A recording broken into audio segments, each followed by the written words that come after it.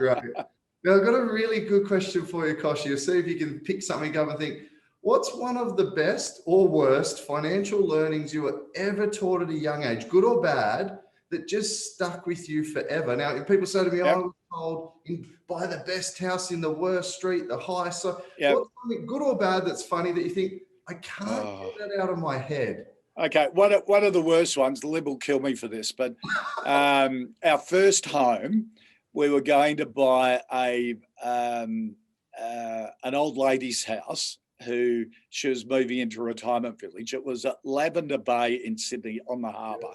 Okay. It was a little wooden shack, terrible condition, overlooking the harbour, and we got talked out of it by her father, who said, never buy wooden houses in Sydney. Buy a unit at North Ryde, a brand new unit, which was probably 30 minutes from the city. Well, just the land value of that house. Now, if Lib and I had it, would not be working. Now, we did well out of the unit, but that was an opportunity. Worst investment I ever made was investing in a basketball team. Although I said to Lib, I don't play golf, so this is the equivalent of golf fees. Great fun, but a terrible investment. I invested in the shareholder in the Sydney Kings. So I've had a litany of good and bad ones like everybody else. But I am lucky that Lib and I met when I was a student at uni and she was a nurse. And she has always had great savings habits. And that first unit we bought, she'd already saved up the deposit.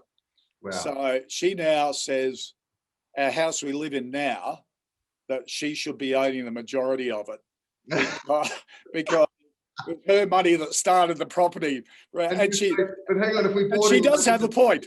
Yeah. She does have a point, which I'd never concede. But it's a great example if you do it early, and she just has great money management habits along the way that she has had all her life. And there's two really important things that stick out of that interaction together. Now, one is family love us, and I'm not picking on Liv's, obviously their advice comes from the heart, but it isn't necessarily always accurate. And it can be based on assumptions in a different era. Yeah, absolutely. Yeah, times have changed. We live differently. We invest differently. So I think that's a really good takeaway. People do need to make sure that they pull things apart for themselves, that they're not just taking something as gospel.